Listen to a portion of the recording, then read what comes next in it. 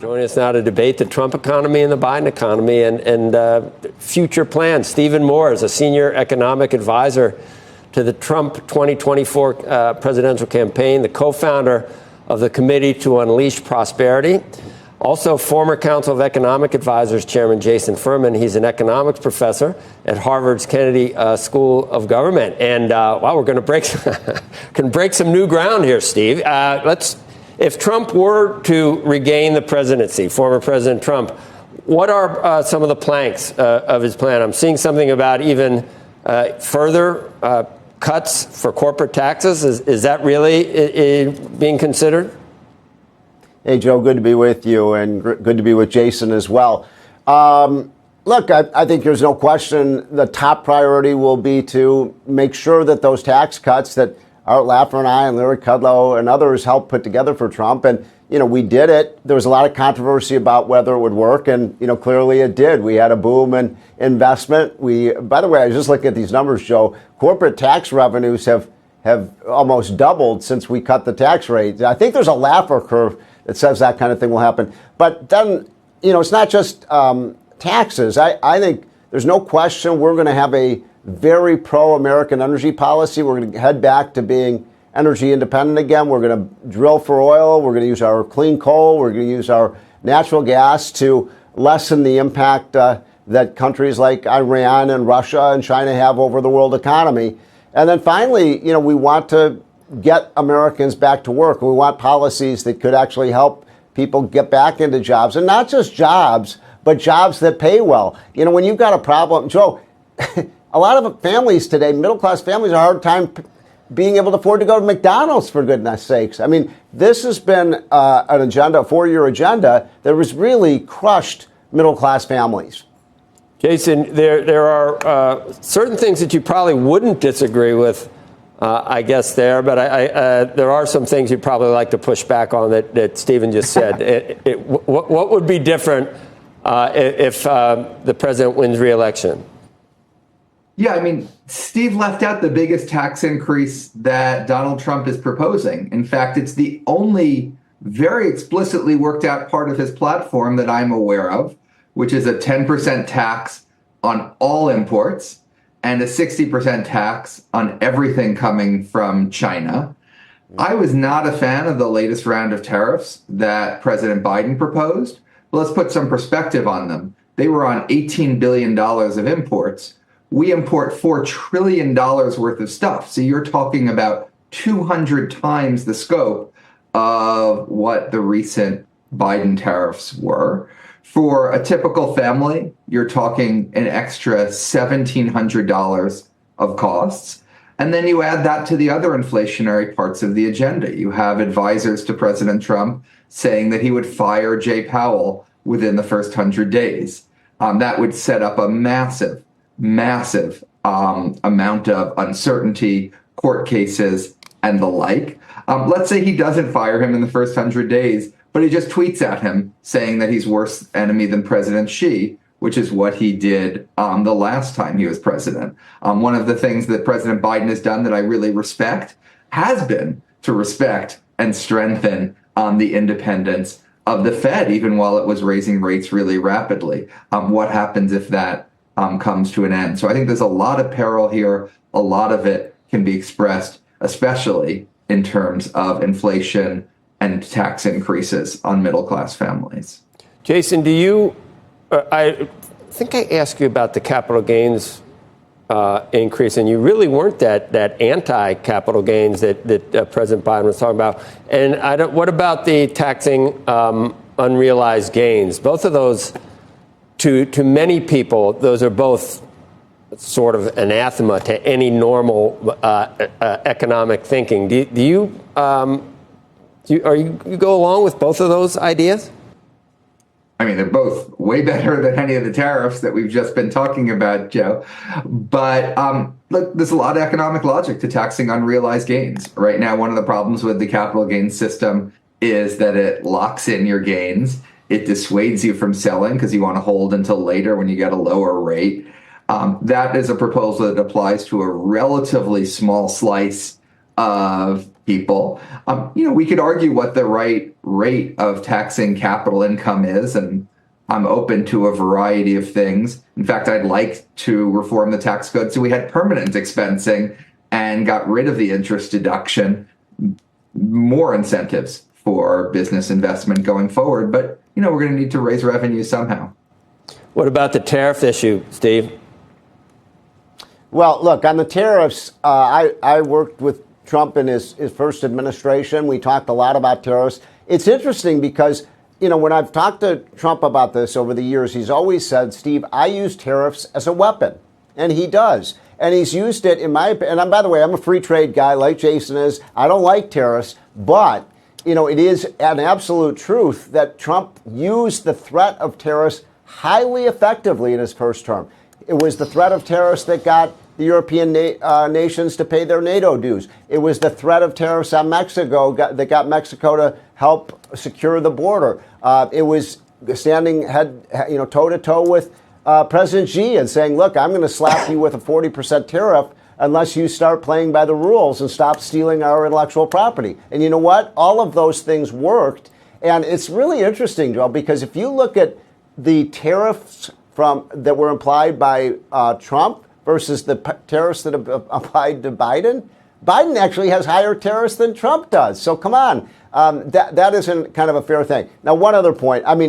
This capital gains issue that you brought up is incredibly important to investors. Most of the people watching the show watch it because you're investing your money or investing other people's money.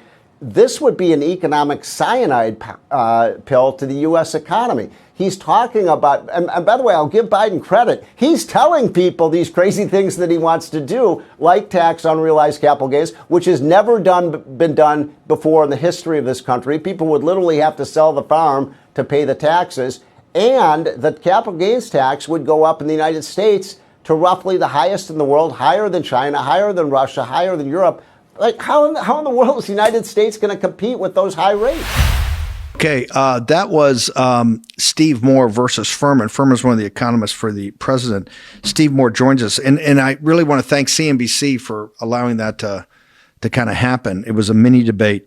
Steve Moore, just for our audience, can you sum up the points Furman's trying to make in trying to defend or put forward the case for Bidenomics in your mind? Before I know you're one of President Trump's closest advisors when it comes to the economy. You did a great job with Larry Kudlow and others in the first term, Peter Navarro, although we don't agree on everything. But just make, what is Furman, what is the case that he's trying to make for Bidenomics?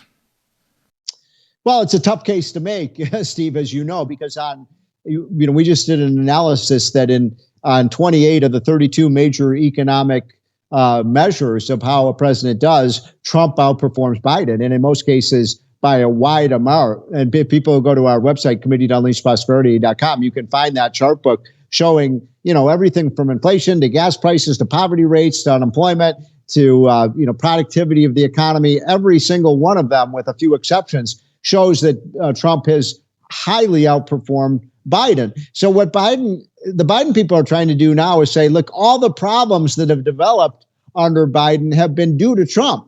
But that, let me give you an example of why that's not true.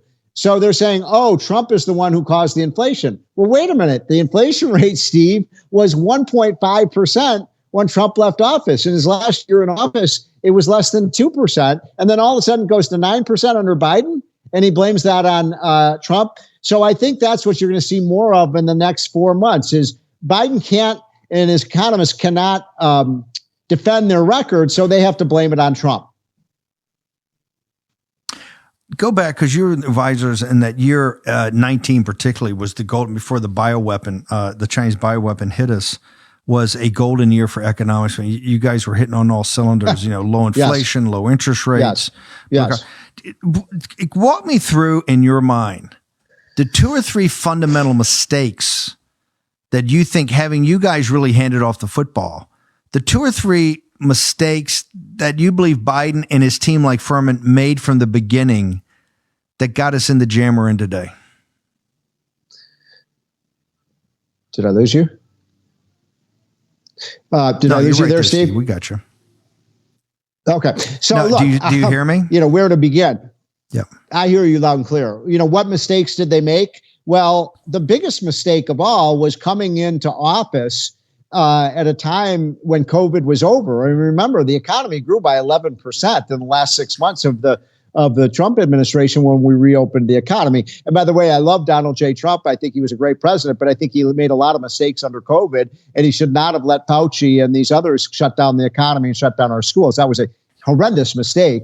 But then Biden came in and they tried to seize on this opportunity to just spend money, trillions of dollars. I mean, my God, Steve, they spent $3 to $4 trillion right out of the gate, which was all paid for by debt, all paid for by printing money. And those of us, you and me and Laffer and Kudlow, we all said, wait a minute, this is crazy. You're going to send inflation through the roof. And remember, all their accounts, oh, no, don't worry, it's not going to cause inflation. Well, inflation went up to 9.5%. And, you know, if you look at the real inflation rate, how high are prices today versus what they were under Trump, and you look at the necessities of life, they're up 25 or 30%. In some cases, 40%. Mortgages are up 80%. And that was all a result of this massive spending spree by Biden. And then, of course, the other thing that he did that, you know, you talk a lot about and I talk a lot about is he declared war on American energy. So he shut down our coal. He shut down much of our pipelines. He shut down LNG terminals. He just took off another 3 million acres of prime oil and gas lands in Alaska. I mean, that's not an America First policy, and that's the reason you're paying $3.89 a gallon, not $2.49 a gallon for gas. By the way, with President Trump, I think with the shutdown too, given the facts are known at the time, because remember, this initially was to slow the spread. I think given the recommendation he had, I can understand. In hindsight, I agree with you, and I think he was agree with you too. But given and by the way, facts Steve, about the spread, I think the time it was a logical decision. Yep. Yeah. No, well, I mean, I don't know if it was logical, but I will say this: that every meeting I had from him, starting after that, 15 days to stop the spread. Every single meeting we had, he's like, what are we doing to get the economy open? What are we doing to get schools open? And the problem is, look, Steve, his biggest mistake, or one of his biggest mistakes as president, he should have fired Fauci on day one. Fauci was a liar, a criminal, misspent money, and became a national hero because he was contradicting everything that Trump was saying. President Trump, by the way, that was about 4 years ago. It was May and June of 2020. I know. Since you're one of the advisors, and I want to get people to go to your site and get these 32 indices, because that's where the facts speak for themselves. So the way you guys have set this analysis up is amazing. But what do you and Laffer and Kudlow, I know you guys kind of work as a team. You're the supply side guys. Looking forward, because this economy under Biden has got so much embedded in it, it's not going to get better. What are you recommending to the president on the afternoon of 20 January of 2025? The first couple of actions his economic team is recommending, sir?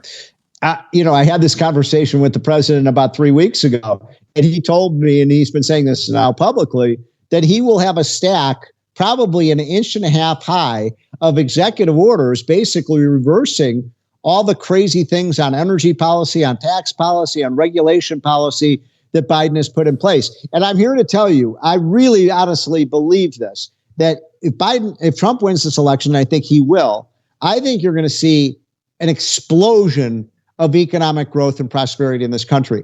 And I don't look, Steve, I don't agree with everything Trump wants to do.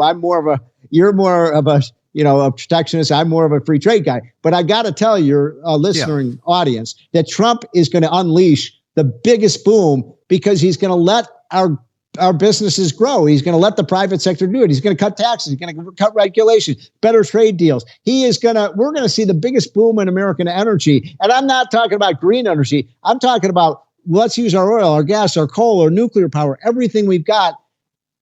I'm really optimistic about America if Trump wins. I really am. I think we're going to see one of the biggest booms you ever saw in this country. One of the leading indicators of that in Germany, which is tried to de-industrialize by their elites, the Green Party got eviscerated, and young people are saying get rid of it. This is what President Trump. We could go back to full spectrum energy dominance. That will be the predicate or the foundational element for everything else. Steve Moore, I really want people to go to your site and to review these indices, and I want you to share it. So where do people go right now, sir? Yeah, I want people to go to committee to unleash prosperity.com. That's committee to unleash prosperity.com. You can see, for example, the report we did on COVID that showed all the mistakes that were made, and especially during the Biden era. By the way, did you know, Steve, more people died of COVID under Biden than Trump? Did you know that? I did know that. Yeah. I mean, a lot of Americans don't know that. More people died under Biden than Trump under COVID. But also, I want people to sign up for our free hotline. I know you get it every morning.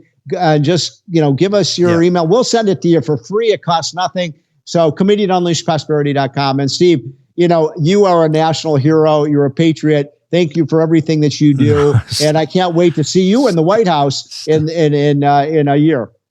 Oh my God! Oh my God! You're coming back, Steve Moore. Don't tell them that.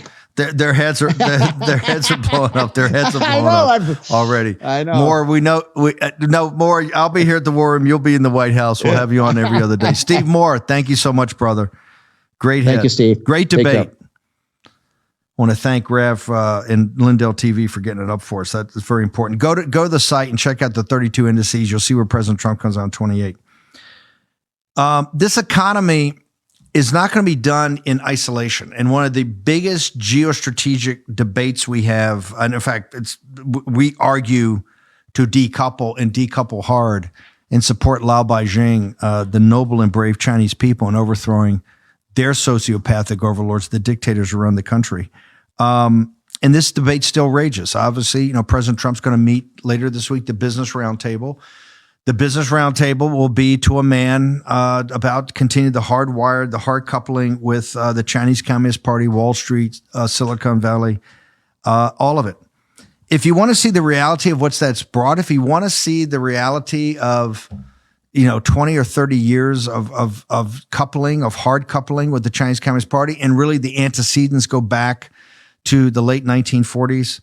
The Congressional Research Service, CRS, and under people with like Andy Ogles and Senator Rubio and others helping get it done, have, I believe, produced the most brutal report I've ever read about the hypocrisy of the modern world. They have stripped away a communist dictatorship and shown that they're the richest. They're just autocrats and dictators. The factions there are the wealthiest people on earth. They make the Gulf Emirates look like pikers. They make the Russian oligarchs and the Ukrainian oligarchs look like pikers. I mean, everybody that lives in Belgravia and the West End of London is nothing compared to the wealth that they've accumulated. Now, two of our favorite people, Dr. Bradley Thayer, we had him on yesterday for a little taste, and Bill Gertz have done separate stories on this. Bill Gertz has done it, of course, the Washington Times, where he's been the China hand there for many, many years. And Dr. Bradley Thayer had a brilliant piece that we started yesterday. I want to start with Bill Gertz. Bill, you've advocated this for many, many years. Walk us through exactly what this CRS report says and why it's so important that we press this every day, because this is the greatest information we could ever put out about the people that enslave the noble, brave, and dignified Chinese people. Sir. Yeah, this is my third story on this topic. In the Washington Times in April, I reported that there was this section of the fiscal year 23 National Defense Authorization, which requires the intelligence community to produce a report specifically on Chinese corruption and hidden wealth known to be in the billions of dollars. And this report was originally due in December of last year. And the intelligence community has not done it yet. My guess is that our illustrious intelligence analysis bureaucracy is trying to torpedo it. The Office of the Director of National Intelligence told me in April that they are aware of the legal requirement for this report and are working on the report. Fast forward, Andy Ogles, as you mentioned, a Tennessee Republican congressman.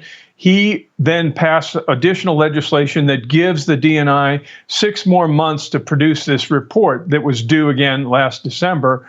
And this, as you said, this is extremely important because it shows how corrupt and despised the Chinese Communist Party is. And this will directly contradict the Biden administration policy, which has been stated by the president himself and Secretary of State Blinken, who said that they do not seek to undermine the Chinese Communist Party. This is the fatal flaw in the Biden administration policy towards China. They don't understand that this is a corrupt and despised dictatorship that has to be exposed, and we've got to expose it. Well, talk to me first. Go back. Why? What is it that the intelligence community? Because this information is out there. It's out there in unclassified. Now it helps classified, but why are they slow walking? Because it has to be slow walking. It can't be that they can't get the information, or at least do enough that they can get it out there. Why is the intelligence community, number one, why do they not deliver on time? And two, Andy Ogles, and Andy's great. He's a fire-breathing anti-CCP congressman. Why did Ogles decide that he would work to give him 6 more months, but then demand that they deliver? Well, they passed some new legislation, or they've introduced new legislation to give them 6 more months, and they also require testimony. They want public testimony. Again, this is a public document, and of course, the intelligence community is going to claim that, oh, this is classified information. They're going to use heavy caveats by saying what kind of confidence they have in it, and it's all reflective of the appeasement policies of the Biden administration. They've launched a new détente program with Communist China, and they want to try and get along with Communist China. They don't want to undermine this hated system over there that's really going to take over the world unless we stop them. And they are on the march globally. They are going to take over the world, and it will cost billions of lives if China succeeds in its mission. The main obstacle to China taking over the world is the United States. So they're doing everything they can to weaken and undermine the United States. But this report is so critically important. The intelligence bureaucrats, again, I suspect that they will try to use a classification saying that, oh, we can't reveal what we know. They know. They have the goods on this. They have the electronic intercepts, which show where this money, where these funds are going, how they do it. They do it through cutouts, basically relatives, wives, offspring, uncles, aunts. So they do it indirectly. And that's the way they can say, well, this is this $5 million over here for this building that's owned by my brother-in-law or my sister-in-law. It's the classic case of how they do corruption over there. Is there any concern of yours? And by the way, we'll go to break in a couple of minutes. I'll get Dr. Thayer in on the other side to talk about the CRS of it. Is there any concern of yours that one of the reasons, because you just said it, they're slow walking this. They don't want to put this report out. They certainly don't want it to get out publicly. They're going to put it behind, if they even do it at all, which they're having to be forced to do it now, even though it's statutory, that they'll be forced to do this, and they'll use classification so that only a very few select group of people, like the intelligence committees in the House and the Senate, can see it. Is it your concern that one of the reasons they are obviously blocking this, our intelligence community, that when you see the wealth of the families of the Chinese Communist Party, you see how they've money laundered it into the West, that you'll have to ask the question, how much has flowed through Washington, D.C.? How many of our guys are actually on the payroll when you look where the cash went? How much have the financial community in New York City on Wall Street benefited? How much has the tech community? I mean, the Hollywood, if you look at all the institutions that every day carry the water for these dictators, if you did this report, you'd have to ask the question, hey, I know that the sources of funds are Lao Beijing, China, and the Chinese people, but the uses of fund are not just to make them rich, but to perpetuate their dictatorships. Do you think it's one of the reasons being slow walked? Clearly, that's probably the case. As with the COVID cover-up, they tried to cover up the U.S. involvement in supporting gain-of-function research. There's no question that the Chinese have pumped billions of dollars into American politicians and businessmen to get their way done. And this was all based on the disastrous engagement policy for 40 years. For 40 years, I've covered this going back many, many decades where they said China's not a threat, just go ahead, do business. If we just trade with them, if we just engage with them, it will have the trade and finance will have a moderating effect and will lead to political reform. It was an utter failure. We've created a monster in communist China today where the West, has been successful in building up this enemy, which is trying to take over the world and completely replace the free and open democratic system that has brought about the greatest prosperity in modern history. And they're going to take that over unless we stop them. And so there's no question that the corruption and the hidden wealth is involved in U.S. investments. So we need to find out what the Chinese Communist Party leaders, that is Xi Jinping himself, also the top, the Standing Committee of the Politburo, that's the 7-member dictatorship that runs China, then the 205-member Politburo. All of these people are massively corrupt and have squirreled away hundreds of millions in hidden wealth, probably a lot of it in the U.S. Hang on 1 second, Bill. We're going to bring you back. Short commercial break. Birchgold.com/Bannon. End of the dollar empire. Find out why the Chinese Communist Party central bank's buying more gold than ever now. We look back and we realize we were just inches away from victory, and that's when we decided to give up. Join us and thousands of American patriots for the summer convention that all are invited to. You're going to hear how we're going to win in 2024. With the biggest speakers in the movement, featuring President Donald J. Trump, Charlie Kirk, Donald Trump Jr., Vivek Ramaswamy, Governor Kristi Noem, Dr. Ben Carson, Tulsi Gabbard, Steve Bannon, Candace Owens, Lara Trump, Senator Rick Scott, Kimberly Guilfoyle, Congressman Matt Gaetz, Ben Johnson, Jack Posobiec, Lee Zeldin, Congressman Eli Crane, Brandon Tatum, and more. June 14th through 16th. 2024 is our final battle in Detroit, Michigan. The great silent majority is rising like never before. Join us for the People's Convention. This is a new ball game, everybody. You send a message. We play to win.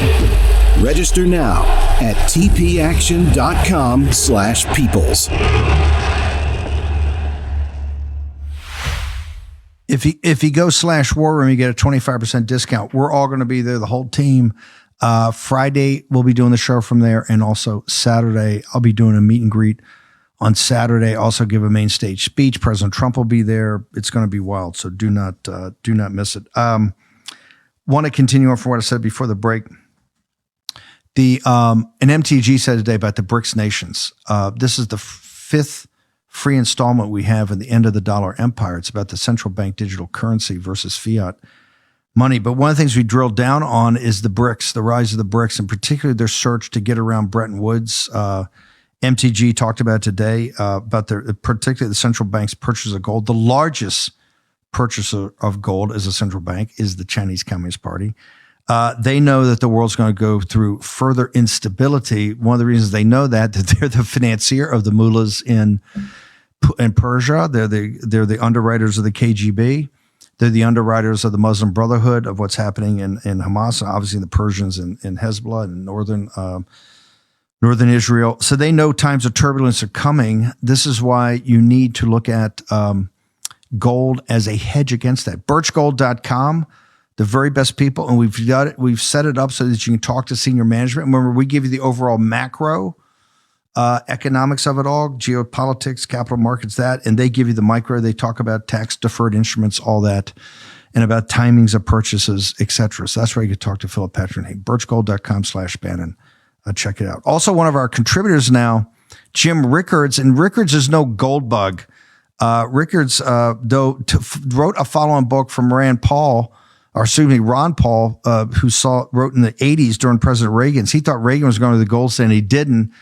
Ron Paul wrote a book called The New Case for Gold, or The Case for Gold, and Jim Rickards has written one called The New Case for Gold. You get it free by getting Strategic Intelligence. That's his monthly newsletter. I know you guys love him coming on the show. So what you should do is just go to Rickards, that's with an S, rickardswarroom.com. Sign up today. rickardswarroom.com for Strategic Intelligence.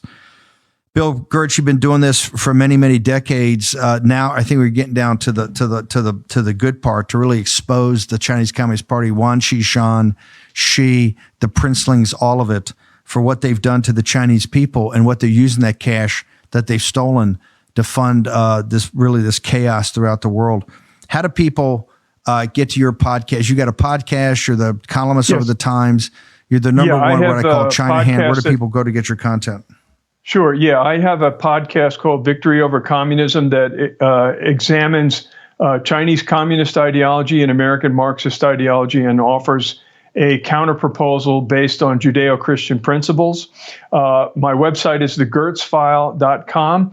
And this forthcoming D&I report on Chinese corruption and hidden wealth is the most important report. It will be a public report. It's required in law. Congress needs to maintain pressure on the intelligence community, even if required, to cut off funding until they produce this report, because it will undermine the credibility and expose the utter corruption and despicable activities of the Chinese Communist Party. And maybe their fifth column here in the United States of America, just saying. I think this is why it's such a tough thing to get the intelligence community to do it. Bill Gertz. Social media, Bill Gertz, where they go? At Bill Gertz, I'm on all the platforms. And I can tell you that this story has been attacked by the Chinese trolls on there. So you can tell when you're over the target, you're taking flack. So it's clear that this is a really important story that Beijing is trying to cover up. Bill Gertz, you're a hero, patron and hero. Thank you, sir.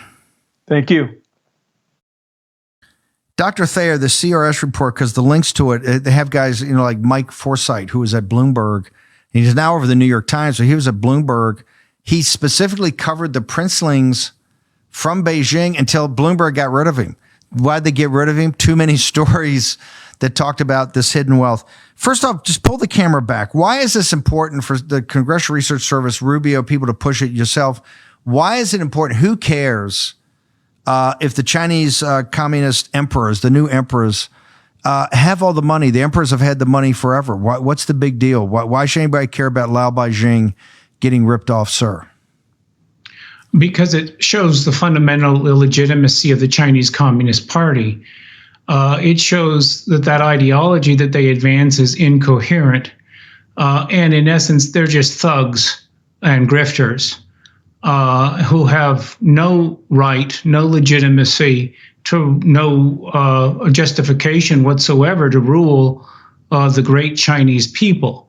So the CRS a memorandum and the report that Bill Gertz identified from the IC, forthcoming a report, is not going to be a silver bullet, but it's as close to a silver bullet that we're going to have, I think, in the near term, in revealing for all audiences, Steve, all global audiences, right? Look at that. And that's why it's key that it's public, to show the true nature of the Chinese Communist Party. So this is critically important. And Bill Gertz's story in the Washington Times on Sunday, on June 9th, does a deep dive really into the report and shows, as the CRS memo demonstrates, that media, of course, you've had some heroic journalists like Bill Gertz, you mentioned Forsythe, and some others, who run into big trouble from their employers, of course, because they're getting pressure, obviously, from the CCP to media like Bloomberg. Hold on. Hang on. Let's talk about Forsythe. Bloomberg, and I say the best TV out there besides War Room and Real America's Voice is Bloomberg, because they go around the clock to the capital markets. You see the news. You have this. You have what's up on the screen. They're a pure information provider for the bond market, because the bond market dwarfs the stock market, and those terminals go across. Understanding how the regime worked, and particularly how the regime took basically the wealth of the Chinese people, what they did with it, because it's not a normal capitalist society, how they stole it, and then how they redistributed, and where they redistributed to get power, you would think would be absolutely central to a business network like Bloomberg. How did Bloomberg, you can see maybe the New York Times, but how did something like Bloomberg Because if you look at the CRS memorandum, there's tons of links to Forsyth's, his reporting. He got blown out for doing too detailed a reporting on the Princetons on this very topic. How can the media justify letting a guy like that go? Well, they can't justify it, and they shouldn't have done it, but they want access, and the CCP's got rules. And the first commandment is you're not going to criticize them, and you're going to do what they say. If you're going to have access to the People's Republic of China, which which global media, of course, do. But the key factor here is, Steve, they've taken that wealth. It's part of their political warfare strategy, right? This is the CCP's tool to use, strategy to use against the United States, the West, and all of its enemies, which is to take the wealth that they're taking from the Chinese people and from U.S. and other investors, and then they're converting that wealth into direct political influence in the United States with media, with universities, Penn Biden Center, of course. The list is obviously and sadly very long. So from the CCP's point of view, that was genius, as long as they could get away with it. But again, the reason why Bill Gertz's reporting is so important, and the piece I did with Paul Berkowitz and Senator Rubio and others on the Hill is so important, is because it's ending that. It's showing, if you will, what's behind the curtain and how these guys have gotten away with this for so long. And again, fundamentally, it reveals their illegitimacy, right? They should not be ruling China, right? They should be in prison at best, and they need to be evicted from power. And the CRS memo is so important because it shows that, again, lifts up the curtain to show the true face of the regime, despite all the lies that they tell, or about win-win diplomacy, or this, that, and the other thing. It's all a lie, and it's all deception.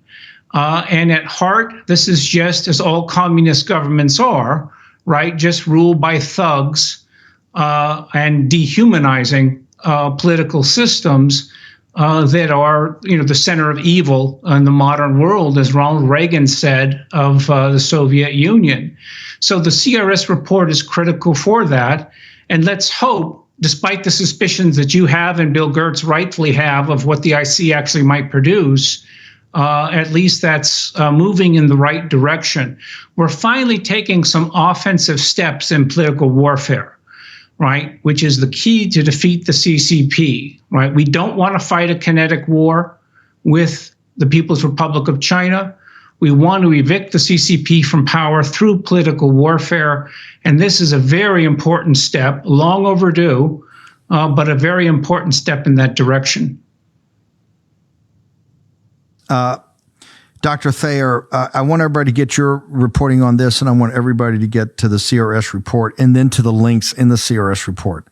I think this is we got to get up to speed for the IC, but this is, as you so rightfully said, it's first time really we're going on offense on the political warfare side. It's too many times that, from the Confucius Institute to what's happening on Wall Street, it just seems overwhelming, but we're going, and there are victories out there.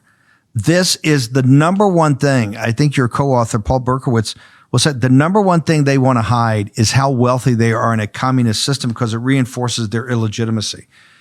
We can't overthrow the Chinese Communist Party. The United States can't overthrow the Chinese Communist Party. Only Lao Beijing, only the people of China have to take in righteous indignation and do it themselves. We can clearly be here to support. It's one of the things I know you've dedicated your life to, I've dedicated my life to, is to take down the CCP. Where do people go to get your writing, you and Berkowitz, also to get to the CRS memo underneath, all the links, and also you and Captain Fennell's book? Yeah, and it shows they've got feet of clay, Steve, the key point, right? If you push against them and continue that, they'll fall, as all communist governments will. I'm at Bradley Thayer at Getter, and Bradley Thayer at Truth, and Brad Thayer at X, and Jim Fennell, Captain James Fennell, and I wrote Embracing Communist China. America's Greatest Strategic Failure, where we develop a lot of these themes in more detail. And that's available wherever you buy books. And then Paul Berkowitz and I did a piece on this with the Sunday Guardian in New Delhi in India, and folks can get that. And I'll make sure all the links are posted. Thank you, Steve. No, the Sunday Guardian piece was absolutely extraordinary. What a great paper that is. So fantastic. Thank you very much, sir. Dr. Bradley Thayer. This is one of the ones we've got to stop kidding ourselves about. There is a reason that the intelligence community did not, it's not because they can't get to the information. It's not because they can't organize the information. It's not because they can't present the information. Why has it taken so long when it finally had to force it through codifying it to demand it from them? Because this is one of the central things. And once people understand this, and once it permeates out into the media and to society and culture, people will understand what an evil apparatus this is and what they've done to the Chinese people.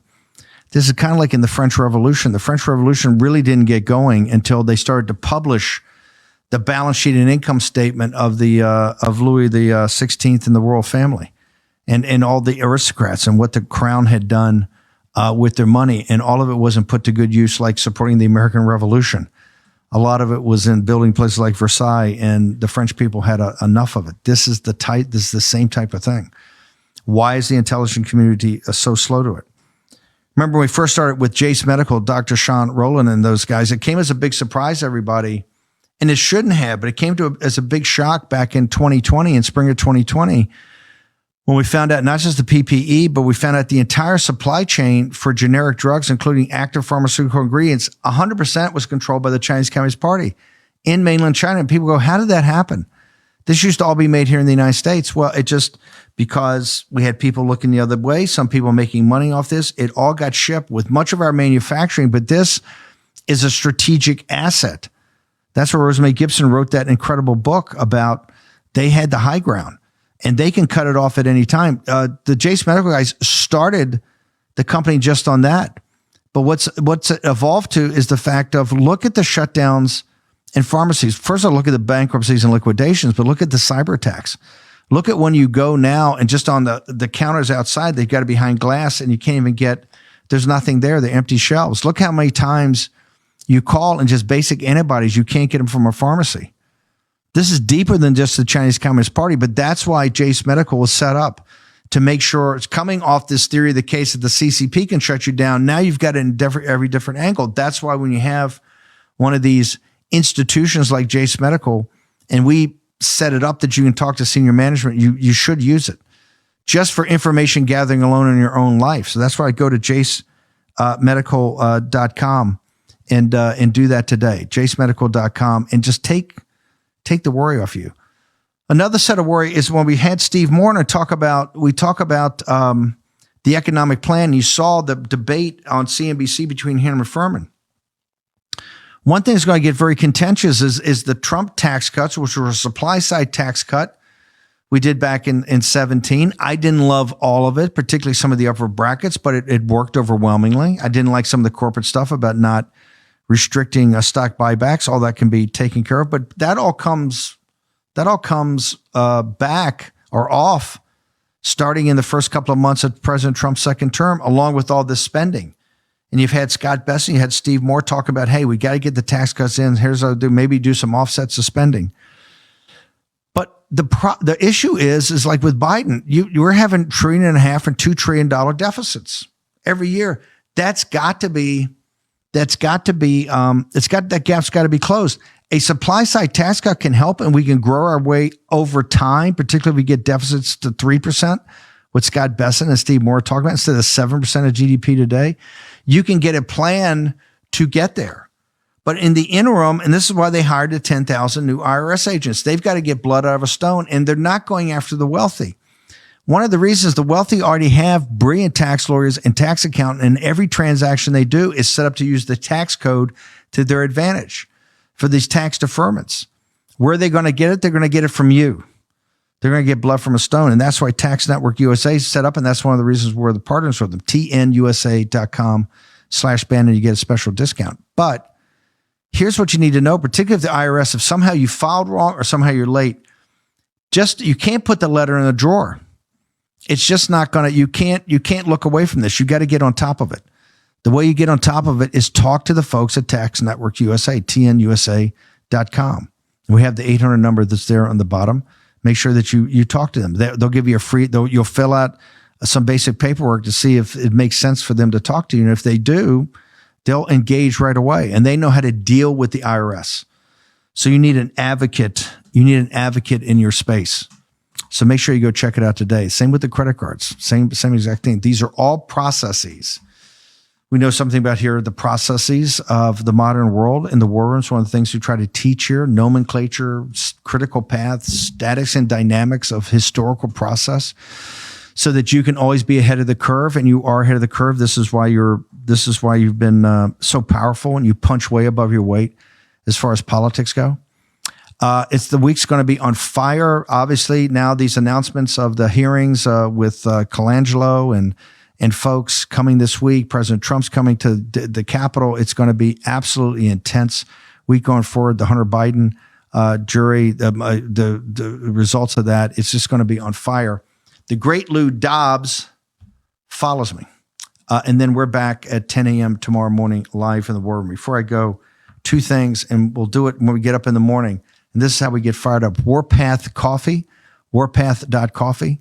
Warpath.coffee is fantastic. Go check it out. Check out the 4,000 War Room Posse members that are there that give these great reviews. Go check out warpath.coffee. And of course, Sacred Human Health.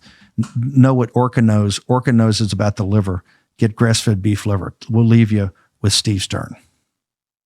Hello, I'm Steve Stern, CEO of Flagshirt.com, a third-generation, veteran-owned small business.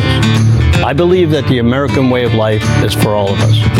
I'm asking you today to visit Flagshirt.com. Help keep the American dream alive. Be a flag waver. Carry a nation's heritage. Use coupon code ACTION10 for 10% off site-wide and buy a flag shirt today. Action, action, action.